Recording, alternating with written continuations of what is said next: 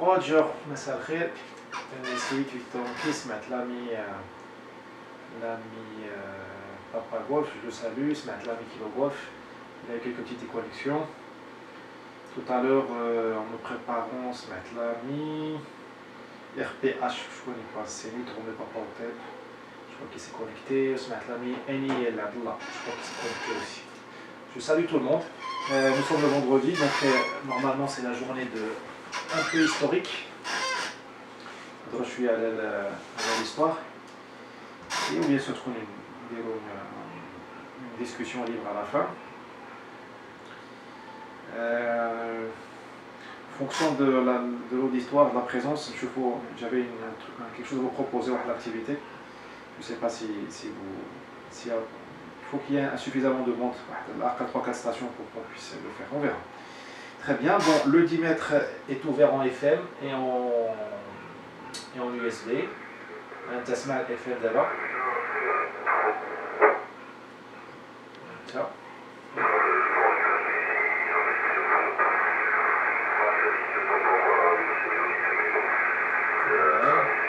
Le signal n'est pas très bon du bonhomme. Mais ça arrive plus 60. هو داخل في le système de RF داخل avec un mauvais signal. Il doit être loin d'un relais d'un point d'accès radio.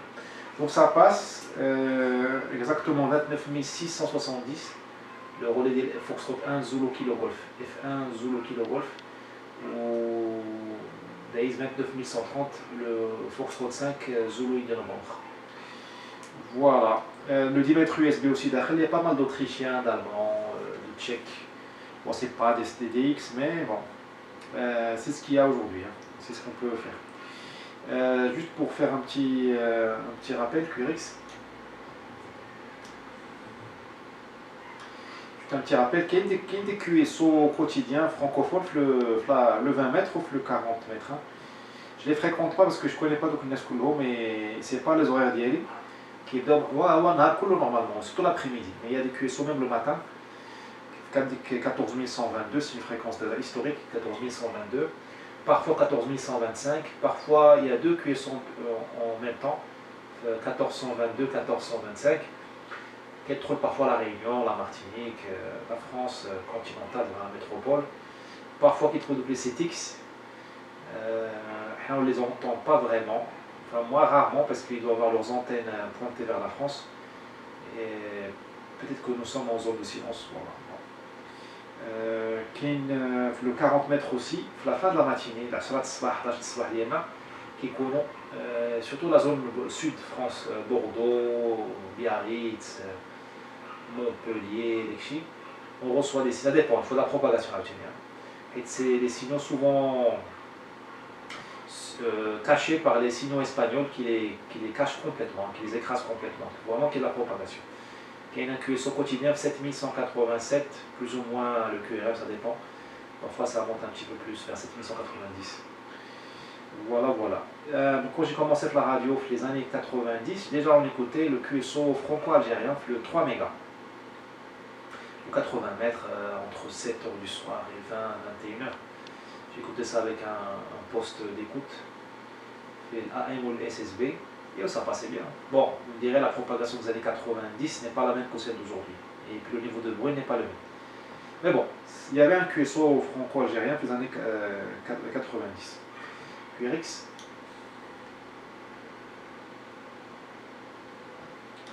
L'ami Bravo Delta m'avait expliqué qu'il faisait des QSO Rabat à Casa en 20 mètres avec des stations de Casa, j'ai oublié le prénom, l'indicatif des stations. Qu'est-ce qui s'est passé avec la propague depuis apparemment, c'était les mêmes antennes qu'aujourd'hui, hein, des directives, donc polarisation horizontale. À suivre. Et je ne suis pas assez compétent pour en parler. Pour moi, ça ne devrait pas passer. Cette l'onde terrestre, elle ne fait pas les 100 km requises. Mais bon, il doit y avoir des choses qui... Peut-être qu'elle le faisait à l'époque, ou je ne sais pas. À enquêter. Hein. Parfois j'écoute l'ami Sierra Golf quand il est sur le 20 mètres de pure Netra. Parfois je l'écoute. Hein. Parfois tout petit, mais je l'écoute. Est-ce suffisant pour faire un QSO? Je sais pas. Ça vaut la peine de faire une enquête et de voir. Ça peut être une solution pour ceux qui aiment la SSB et la HF. fois des communications comme ça. Les Knar, on avait parlé, et les Français, au Masquidilo, qui pointaient vers la même direction. De Casa, au lieu de pointer ton antenne vers la ville de ton correspondant, quand tu pointais vers un point fixe, et où est le même. Tu pointais vers Ifrem, pardon. J'ai été perturbé par une mouche à Chitroa. Donc, quand tu pointais ton antenne vers Ifrem, ton collègue pointait vers Ifrem. Il y a parfois des réflexions, c'est ce que m'ont expliqué les OM français et Knar. Et tu peux faire un QSO comme ça pour le 20 mètres. Ah, là aussi il faut faire une enquête, il faut faire des tests. Très bien, il y a le marocain, c'est Lutango India, un Tetouani, qui compte 14 160, 14 170, ça dépend du jour. Il y a un QSO Eco Alpha 8, le continent, je veux dire, qui est trop le haut. Il s'appelle Mustafa. Je crois qu'il a vécu en Espagne quelques années, en Eco Alpha 8. Voilà, c'est un type qui parle très gentil, qui parle très bien l'espagnol. Et malheureusement, j'arrive pas à le contacter depuis Rabat. Hein. La zone de silence, elle tape vraiment avec Tétouan, Malagadéchi, c'est hors de portée pour moi. Curix.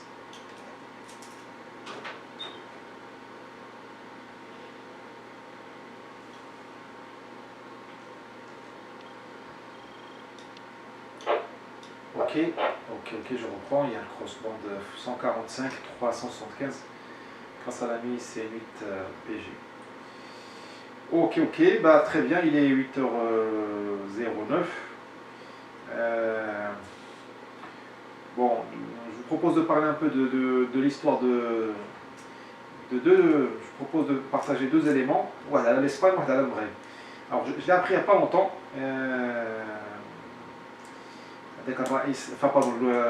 Le roi d'Espagne, Juan Carlos, le trône en 1975, les matchs Franco, il a nommé un premier ministre qui s'appelle Adolfo Suárez.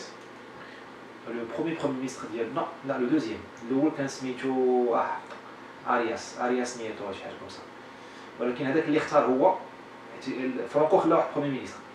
طلع خوان كارلوس وواحد فرانكو كان ديكتاتور وكان جمهوريه. اللي مات طلعت النظام الملكي في اسبانيا وخوان كارلوس خلى داك الوزير الاول ديال فرانكو باش يكالمي لي شوز. وملي كونت سي سونتي عليز الى اونلفي داك ارياس نيتو الوزير الاول ودخل داك ادولفو سواريز هو اللي دار لا ريفورم التشريعيه ديال اسبانيا وقانون اسبانيا ورد اسبانيا ديمقراطيه. هادشي وقع بين 75 و 78. هذاك ادولفو سواريز كان الرئيس ديال التلفازه الاسبانيه لا راديو تيليفزيون اسبانيول. ما كانش ماشي انتماء سياسي واخا كان هو تابع شويه فرانكو ولكن ما كانش ماشي انتماء سياسي واضح زعما. C'était un haut fonctionnaire, pas de l'école d'administration, l'école nationale d'administration d'Espagne. C'était un jeune de 40-45 ans. Et je ne savais pas qu'il était Telefonica. Il était le directeur de Telefonica. Alors à l'époque, Telefonica c'était une société publique à 100%. Donc le Caïtour Espagna, le secrétaire du gouvernement de Telefonica. Donc le dollar Telefonica. Je pense que c'était le directeur. Curix.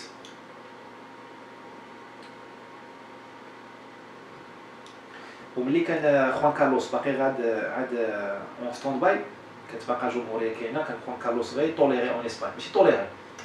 Il avait une fonction, il ne régnait pas, il n'avait pas de place d'organigramme ديال الدوله كان غير il faisait sa formation militaire académique. Bon c'est une longue histoire ما ندخلش بزاف بالضبط. كان هو في الاسبان البيرو ديالو عنده القصر ديالو كي ما عندوش الحكم. Et Juan Carlos qui est déjà radioamateur des années 60, fin 60, début 70, il aimait beaucoup la radio amateur et la technique en général, l'électronique. Il avait un magnifique standard téléphonique à dernière cri. Et Adolfo Suárez, il savait ça. Et donc dès qu'il y avait une nouveauté, que j'ai Telefonica comme prototype, démonstration, chez PABX, ou chez radio, ou chez Telex جديد, ou chez fax, ou chez antenne, qui يجيبها Juan Carlos شخصيا. وهيك الساعه ما عندوش علاقه مع خوان كارلوس باسكو خوان كارلوس ما عندوش حتى شي افيكتاسيون ما عارفينوش كاع غيولي ملك. Et c'est comme ça qu'il a créé avec lui une relation de confiance. وملي مات فرانكو وخوان كارلوس قرر دير الديمقراطيه في اسبانيا عيط لذاك ادولفو سواريز كوم ان homme de confiance ديالو. Et personne n'imaginait qu'Adolfo Suárez كان سامبل ديك الساعه كان لو ديريكتور ديال لا تيليفزيون اسبانيول غيولي وزير اول. ما جابوش شي واحد من اليسار ولا من السياسه الاسبانيه ولا من اليمين ولا شي حاجه ولا شي عسكري. جابوا فرانكو كان عسكري. جابوا un type, un civil qui vient du monde des, je dirais même pas des médias, du monde de la technique carrément, parce qu'il rassurait Juan Carlos, où il a gagné sa confiance. Comme quoi la radio peut mener à tout. Le ça Adolfo Suárez et Juan Carlos. Adolfo Suárez, il est mort il n'y a pas longtemps, Quirix.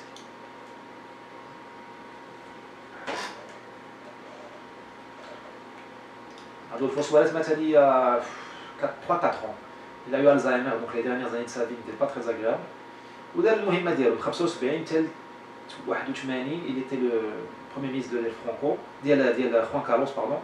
دار ديمقراطيه دستور 78 انستالا داكشي 81 il a quitté le pouvoir طلعت اليسار داك فيليبي غونزاليس. كو سو سوا هاد ادولفو سواريز ولا غونزاليس اللي جا موراه دي غران زامي دو ماروك. d'ailleurs غونزاليس عنده il est presque 6 mois dans l'année في اسيرا وكيعجبو العرايش وداكشي le nord du Maroc الشاول. Adolfo Suárez a عاون المغرب dans plusieurs opérations, certaines confidentielles, toujours dans le domaine des médias et des électroniques. Voilà. Et je pense que c'est toujours intéressant d'explorer les coulisses des choses à dire, de voir que la radio amateur, parfois, ça peut avoir un impact politique. Quirix.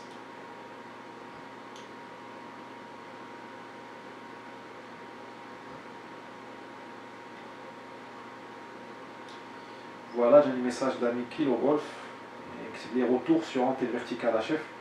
Je vais te donner le micro dans quelques instants. Juste pour une deuxième petite brève historique, pour les réseaux Radiocom, juste un petit retour sur les réseaux Radiocom ديال المغرب. تكلمنا بزاف على الاذاعه، هضرنا على التلفازه، على ار تي ام، على دوزيام، هضرنا على ميديان، ما هضرناش بزاف على les transmissions. Alors, je n'ai pas beaucoup préparé et j'avoue que je n'ai pas accès à des archives particulières. Je ne sais pas s'il y a des archives particulières. Juste pour donner situer un petit peu le sujet.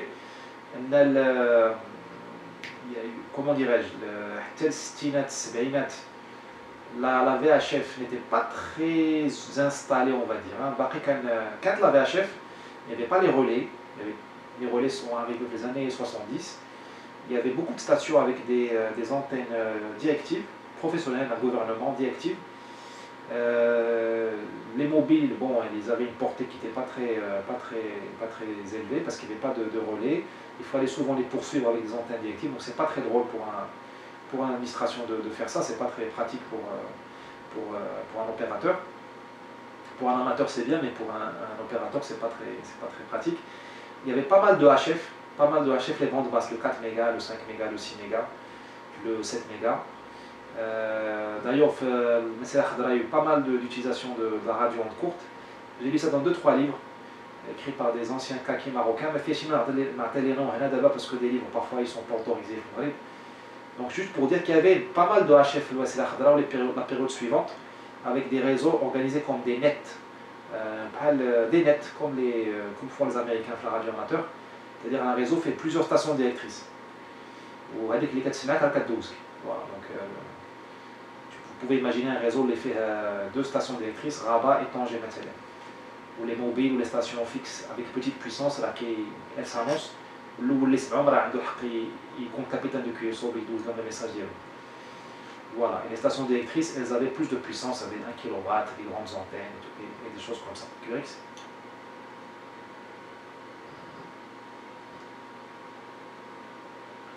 Il y a eu un grand changement au début des années 80, pas mal de... Bon, il y a eu des changements d'ordre politique d'abord. Les Motorola, le gouvernement. Je ne sais pas les détails, c'est sensible, je ne les preuves écrites, donc pas la peine de donner les noms propres. Je le fais avec bienveillance, ولكن عارف حنا الناس ديالنا كلهم كلشي sensible. Donc واحد الشخصيات elle a été approchée par les Motorola pour diffuser le matériel Motorola Maghreb, que ce soit le matériel Motorola haut de gamme ou le matériel Radius qui était de moyenne gamme, plus accessible. Début des années 80, donc il y a les talkie-walkie, j'avais les jeux méditerranéens de Rabat, je crois que c'était en 84 si ma mémoire est bonne, en 83. Il y a eu pas mal de talkie-walkie utilisés pour cette occasion-là. C'était un proof of concept, et validé le principe du talkie-walkie. Bien sûr, à l'époque, dans les années 80, début, donc il y avait le talkie-walkie avec la batterie qui tient la route, 1 watt, 2 watts, hein, ça n'allait pas très fort. Les relais également, donc ça a commencé à rendre le talkie-walkie intéressant pour les autorités, même les services commerciaux. Un grand décollage a eu lieu le milieu des années 80, fin des années 80, à la fois le gouvernement ou le commercial. Le gouvernement, avec il avait beaucoup cru dans la VHF, il avait poussé la VHF pour le système, les Abdakhiliya. Il y a eu beaucoup d'équipements qui ont été mis en place, des antennes, des choses comme ça, QRX.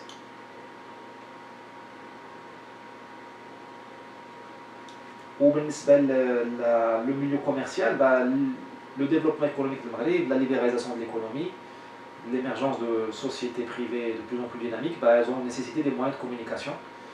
Donc il y a eu pas mal de matériel radio vendu, du Radius notamment, donc pas très cher. C'était des consoles, fait à la fois le poste fixe Motorola, monocanal, ou la 2-3 canaux, et l'alimentation Grelco. Vous avez certainement tous vu ce type d'équipement. Je me rappelle le traiteur Rahal, qui était le mitoyen de la commissariat de Badi al-Mahdi Mbaka, Kentumak, et je me rappelle, j'avais 10 ans, j'étais allé voir pour une fois pour le mariage, et j'avais très bien remarqué, il y a deux radios chez la secrétaire Chimak, et les mobiles se parlaient avec la base avec cette radio-là. Sociétés marocaines, beaucoup ont utilisé la radio, notamment la GTR, la Grand Travaux Routiers. Ils avaient leur QGF Yacoub Mansour. Ils ne voulaient pas faire de relais parce qu'ils avaient des chantiers mobiles. Ça allait de ville en ville, donc ils ne voulaient pas faire de relais fixe. Ils avaient un pylône de 40 mètres. Et voilà, donc ils couvraient les chantiers de la région de Rabat. Et ils avaient des antennes une antenne HF, un dipôle replié multibande, avec un poste Thomson USB avec 8 canaux. Les bandes qui passent, le 8 mégas, le 6 mégas, le 4 mégas. Je les ai vus fonctionner tout ça. On est en 93-94. Et ils parlaient depuis Rabat avec le Hossein Nado, les chantiers de Spat, le sud du Maroc, et ainsi de suite. On est juste avant l'émergence du téléphone GSM, qu'un téléphone des voitures qu'on appelait le NMT, QRX.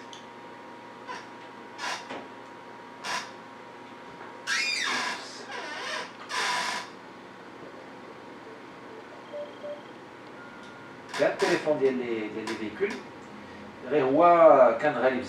C'était 10 000, 15 000 dirhams de poste, plus l'abonnement.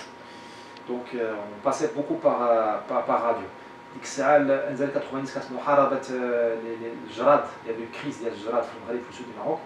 La gendarmerie, les eaux et forêts avaient travaillé sur le sujet. Ils avaient travaillé en HF, des vieux, enfin pas des vieux, à l'époque ils n'étaient pas vieux, des ICOM 725, des ICOM 735, des antennes filaires et communication via la base et les avions, ou les 4x4 qui faisaient la surveillance, les avions pour disperser les fumigènes avec doigts, ou les 4x4 qui disent, je sais pas, pour la cabane de charge. Ça on a vu fonctionner, c'est passé à la télé, hein. Ça je ne l'ai pas vu fonctionner, j'ai vu à la télévision, j'ai vu le QSO entre le gendarme et l'avion, voilà, et on a remarqué les COM 725. Les radiomateurs, nous avons le coup d'œil. Il y a eu pas mal de réseaux HF1, les offices d'irrigation, des sociétés privées. Quand vous allez à Rabat, vous voyez des magnifiques antennes filaires, très bien entretenues, avec des mâts, pas des pylônes, des mâts, tout est gris. Des antennes filaires de 2 fils, ça doit être un dipôle replié, je crois, mais c'est très beau. Pas loin de l'installation de la mine Malham Golf India. Eh bien, c'est une société maroco-espagnole qui a des exploitations de, je ne sais pas si c'est de la pomme ou de la pêche, l'Ifran, le Moyen Atlas. Et je ne sais pas, peut-être que j'ai dit des bêtises, peut-être que c'est Azor, en tout cas c'est le Moyen Atlas. Et la liaison est établie à travers ces antennes-là. Bon, je ne sais pas si c'est encore utilisé, mais elles sont toujours en place. QRX.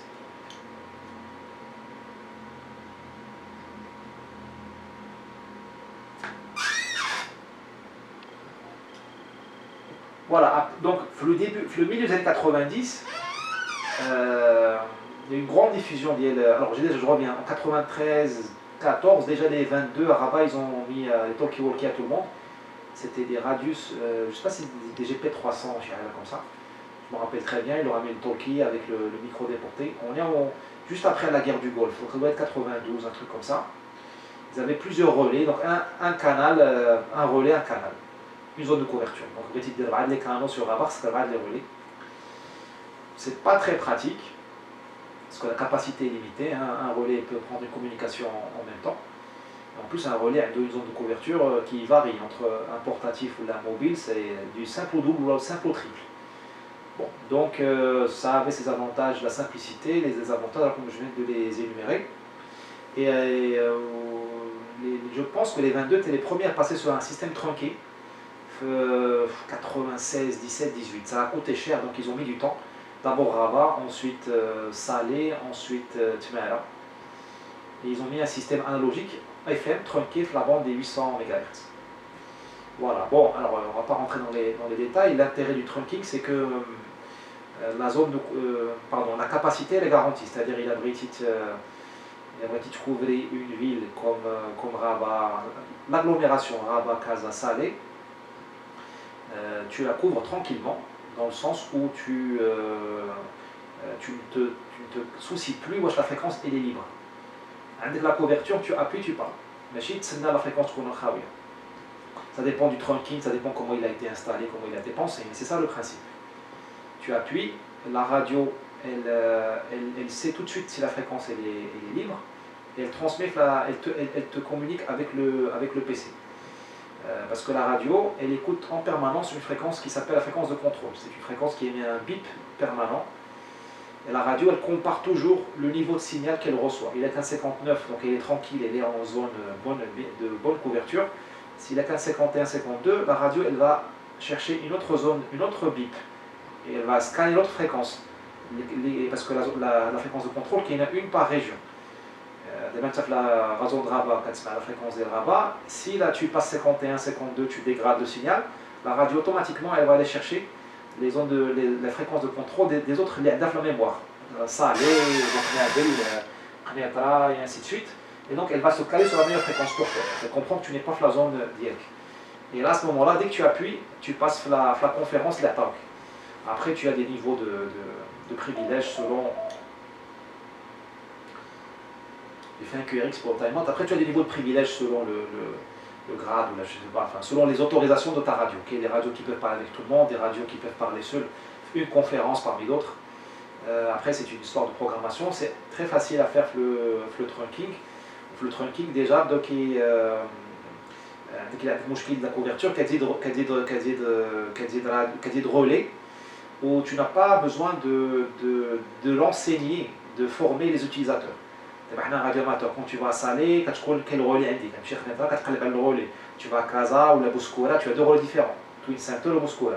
Les 22, ils ne pensent pas comme ça, il appuie, ça fait. Et la radio elle-même, elle va chercher le relais le plus proche. Ça ajoute beaucoup en praticité pour l'utilisateur final.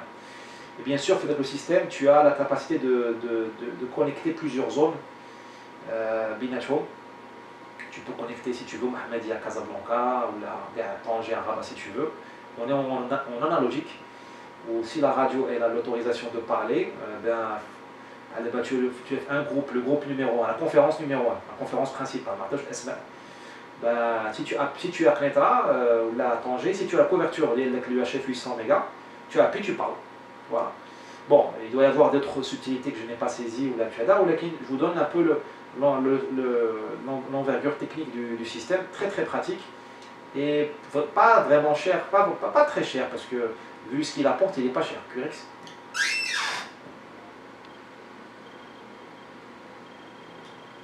Donc, la migration de 800, c'était un véritable événement. Migration de 800 des 22, le système trunk. Ah, ok, attends.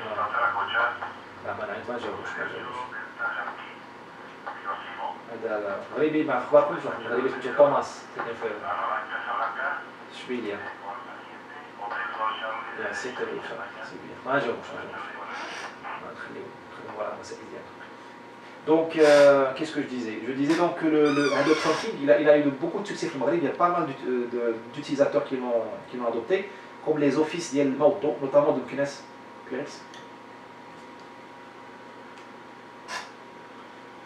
L'office de Maudo de Meknas, on est en 97-18, pour la même simplicité. L'utilisateur qui est le micro, ça fait le quartier tel ou tel ou tel relais. Vous voyez, où ça passe. Et c'est un système qui accepte la croissance. La ville, la ville qui a des relais qui te connectent avec le système de crédit. Il n'y a pas beaucoup de problèmes de réaménagement de fréquence ou là de travail sur la plateforme. Donc il y a pas mal de réseaux tranquilles au Maghreb, je ne les connais pas tous. Il y a eu pas mal aussi de choses intéressantes le début des années 2000 avec les premières machines to machine. C'est-à-dire des machines qui parlent tout seules, des radios qui parlent toutes seules, des radios pluguées, des dispositifs, notamment des Mordor, notamment des barrages, notamment un dispositif très intéressant, qui est محاربة الفيضانات. Il a عقلته 95 كان فيضان خايب في لوريكا في الصيف le mois d'août. دازت في الفازة دازت تي في 5 وكلشي هضر عليه في ديك الساعة كان un grand sujet واحد عارف الفيضانات الخايبة د الصيف كويريكس. Et donc le Japon a pas le Moussaïda le Maghreb pour mettre en place un système d'alerte de crue. C'est le nom des lois, alerte de crue. Ou c'est un système la bande VHF. La Radio Golf, de Radiocom avait travaillé sur l'installation. Donc c'était des capteurs installés en hauteur, en montagne, les zones où il pleut, où il y a du passage des torrents, bien en amont des zones inondables. Hein. Donc les zones où il n'y a pas d'électricité, il n'y a pas de garia. Il y a que des chemins muletiers, il n'y a pas de 4x4 qui puisse passer, pas de couverture GSM et tout ça. Et ils ont mis en place ces radios la VHF automatiques qui travaillent toutes seules et qui rapatriaient le signal qui était fédéré sur un central flat plane. Ça a marché, je ne sais pas si ça continue de marcher. Je ne sais pas si ça a été mis entretenu, mais c'était le but et les signaux ont été reçus encore très loin. La météo marocaine, elle a mis en place un système les années 2000, 2001-2002. C'était comme ça, VHF, qui donne des stations météo, des endroits éloignés, et pour éviter d'envoyer des êtres humains aller chercher les informations de tous les jours qui font des accidents, les pneus crevés et autres, ils ont mis ils ont branché les stations météo sur la HF avec des antennes verticales et des coupleurs QRX.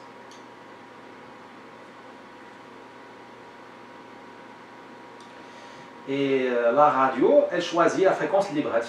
Elle a des fréquences mémorisées, 6, 8, 10 canons, selon l'exploitation de l'antenne, la NRT, pardon. L'antenne, c'est au Brésil. Et alors souvent, c'est des fréquences variées, du 2 mégas ou 12 mégas. Ils ne vont pas prendre le 20 mégas ou le 22 parce que c'est des bandes DX. Bon, ils prennent des bandes qui passent à l'intérieur d'un pays comme le Maroc, un pays assez petit quand même, mais pas trop petit, c'est pas la Suisse, c'est très grand le Maroc, ok, c'est pas le Brésil non plus ou là le Congo, donc tu peux pas prendre des bandes beaucoup plus élevées que le 12 mégas. Et ça s'appelle ALE, Automatic Link Establishment. Automatic Link Establishment. La radio, de temps en temps, elle parle avec les autres radios, elle vérifie le report, et là où il y a le report qui est le meilleur, elle la garde comme puissance, comme fréquence de travail.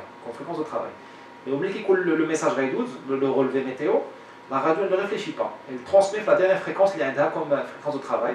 Elle transmet vers Rabat ou vers la station ou la Casablanca. Je pense que la météo c'est Casablanca. Et ainsi de suite, c'est comme ça que tu reçois les messages. Ça coûte que dalle. Le matériel, ça fait les fréquences sont gratuites, c'est la NRT qui les donne. Enfin, c'est pas très cher. Et le système est reçu encore aujourd'hui aux États-Unis. Il y a des forums spécialisés, des écouteurs, des interceptions. Et on reçoit la météo marocaine, QRX.